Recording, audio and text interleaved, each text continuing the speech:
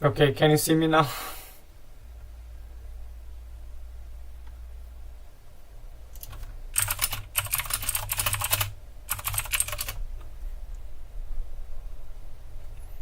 Okay, sorry,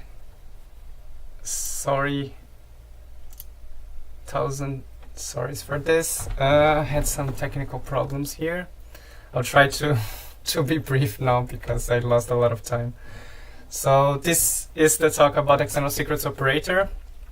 This is a project that we are very fond of, and yeah, this is a talk that we will be probably see on some other events given by some other people involved in the project. And yeah, so a bit about myself. I'm a cloud native engineer at Container Solutions. We help companies adopt cloud native technologies and improve their processes and help with their strategy around that. I also do some mentorships, and of course I'm a maintainer at external secrets operator. I also have some experience with sysadmin stuff, backend development, architecture, and cloud native in general. So I'll jump the agenda and just go over the problem that we are trying to solve with this project. So the idea here is that a problem in your company, you have a lot of environments, you have development, you have staging, you have production, and maybe some other ones.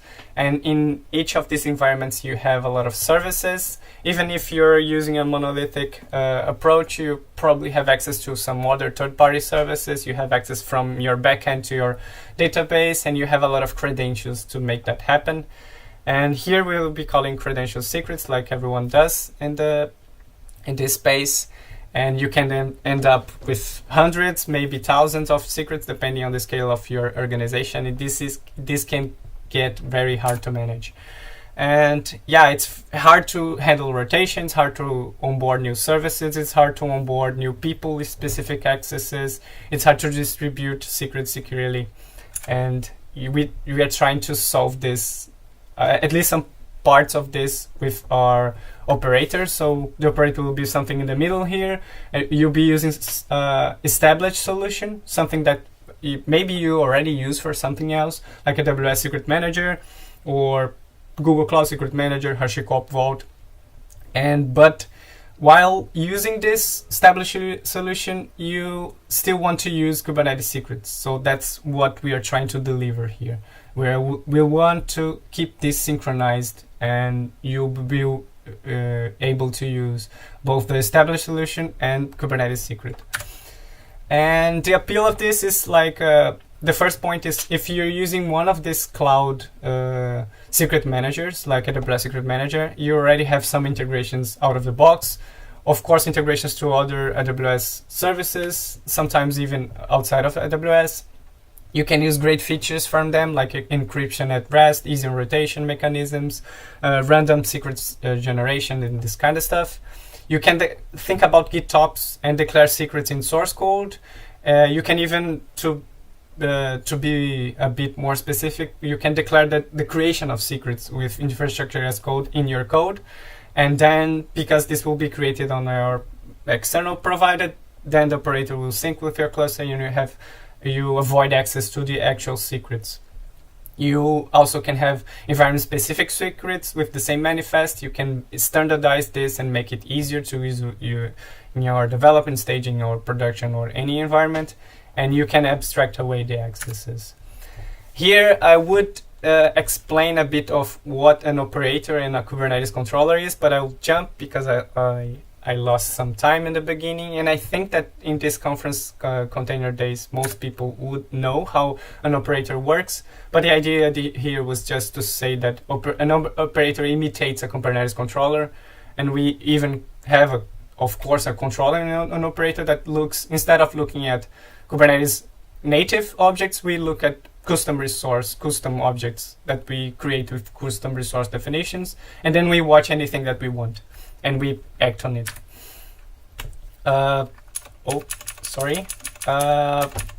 And okay. And here, with the problem and the solution that we want to create an operator to solve the solution. I want to first tell a bit about how we got together around this solution, because it's a beautiful open source story that I wanted to talk about. To start, this was the most popular solution, Kubernetes External Secret from GoDaddy. They had 2,000 stars, a lot of users, a mature code base, and a nice community engagement. And they were easy to extend, to add a new provider. They supported all these providers at the time.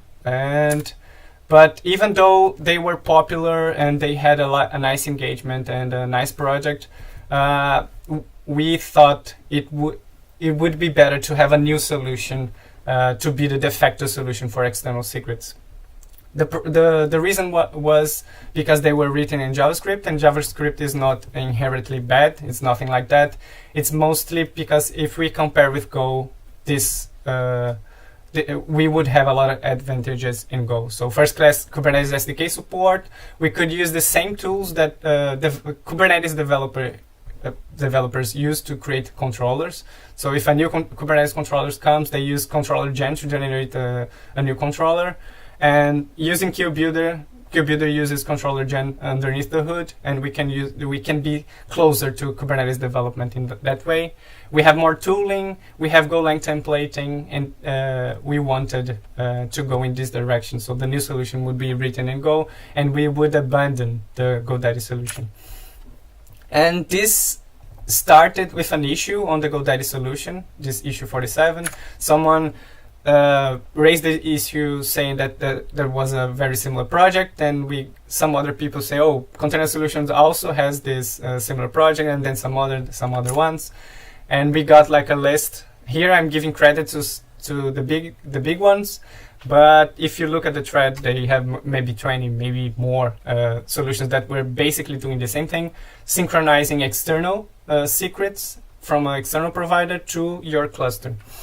And that's why we decided, okay, we need a new solution written in Go, and we need everyone to kind of merge efforts in a new solution. And this all started with a common CRD definition.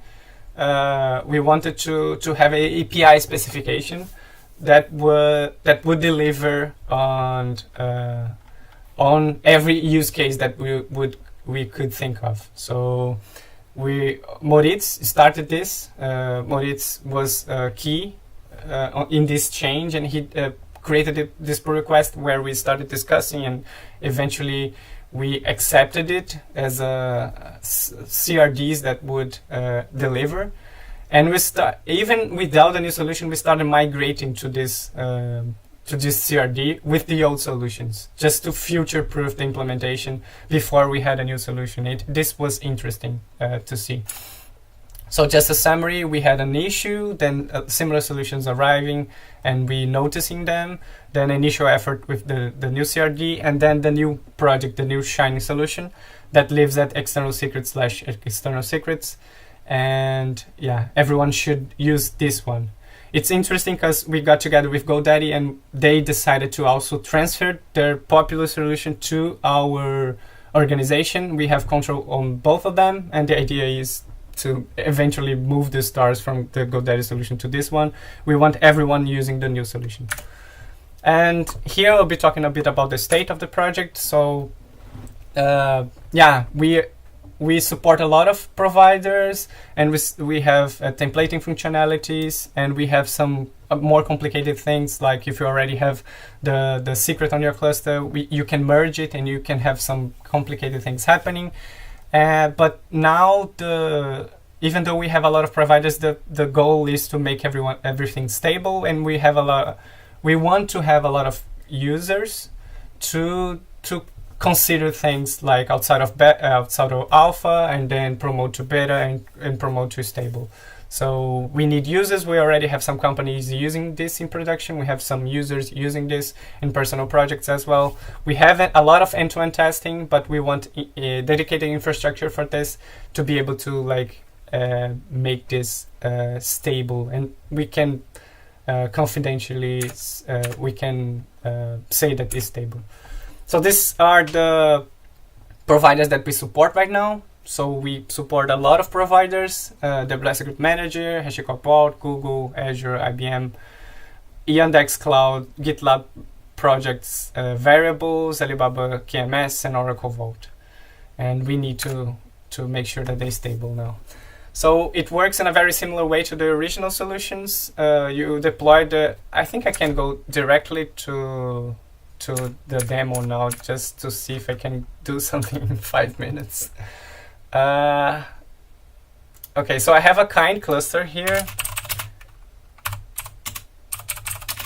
And it's working, and I have Google Cloud set up. And I have a secret created on Google Cloud, secret manager named demo secret. If you go to the documentation on provider, Google Secrets Manager, first step is to create a secret that has your JSON string that has the private key for your service account. So I already have that here, and I'm going to apply it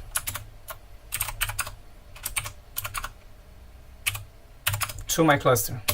So I have a secret with the credentials to access Google Cloud, to be blunt. And now I need to create a custom resource on the cluster. It's a secret store, and this secret store will have a reference to that secret and information about this project. So this project on Google Cloud. So if I have a sample here, and this is the CRD. Actually, before all that, I need to install the operator. So you can go to Artifact Hub and grab our Helm chart. You can add it and install. And it's installed. And then you have CRDs and the operator running on your cluster. And now you need to create a secret store. So this secret store, name example, Google Cloud, reference to that secret that I created before, and the project ID is this. If you're using like AWS and some other clouds, you would need to add some other info, like for AWS you need region, the region and some other stuff. So let's apply the secret store, gcp.yaml. It's this one. And if you go to the documentation, okay, we created the secret store, and now we need to create the external secret. So the secret store tells the operator how to contact the external provider, in this case Google Cloud. What's the credentials, what's the project. The operator knows how to contact the cloud. Now what data to get and where to put it. So let's go to the external secret. So the external secret CRD, you have a name and all that. You have a reference to the store. So I'm referencing a store with name example and kind secret store. So if you look here, example and the kind secret store. Refresh interval, I'm putting 15 seconds here. You probably don't want that on production environments because of API rate limits. Target, the secret that will be created, the name of it will be this one. And data, it will sync the data on a new key, demo key, on this new secret. And it will try to get a secret with name demo secret on Google Cloud, Secret Manager. So that was the name that I had here, demo secret. I have 1 minute. And external secret, gcp.yaml. And I created it. I can get secrets. I have a new secret here, a Kubernetes secret that was created. And let's, on demo secret, just give a new value to it to see, like, great value. And here I will get secret to be created with JSON path. And I want to get this key, demo key, and I want to base 64 decode it, and it's great value. The other example that I have, let's see if I have time for this. I want to get all the key values on a secret. So you can create a secret that is a bit more complicated, like a JSON string. User Lucas pass 1, 2, 3. Very strong password. And I can use data from to get all the key values. So I can apply and I can get this. It will take some time, but I'll get a specific key here. It was user, right? One of them, Lucas, and then password. And it is 1, 2, 3. And that's my time. I'm sorry for the technical problems. I'll try to just talk a bit so you can reach us. I'll throw these links somewhere, probably on the YouTube chat. You have a repo, website, we have a community meetings, we have Slack, and we have a blog. You can search for the Birth of External Secrets Community, and we tell about this story and also how to contribute a new provider. And here at Container Solutions, we are hiring. You can reach me, you can reach Container Solutions on Twitter. And that's it. Thanks a lot for your time and sorry for the technical problems again.